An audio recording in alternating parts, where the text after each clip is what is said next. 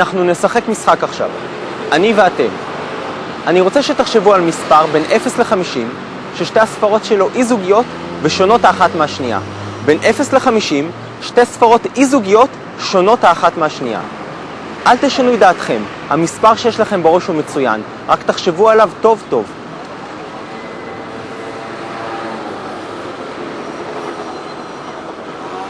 כמעט כולכם חושבים על המספר 37.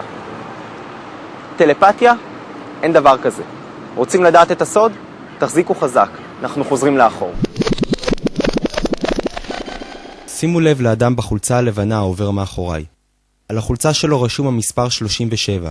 בזמן שהייתם עסוקים בבחירת המספר, הוא נכנס לתמונה ואתם לא הבחנתם בו. אבל התת מודע שלכם כן הבחין בו, ובחר את המספר 37 בשבילכם. חשבתם שראיתם הכל?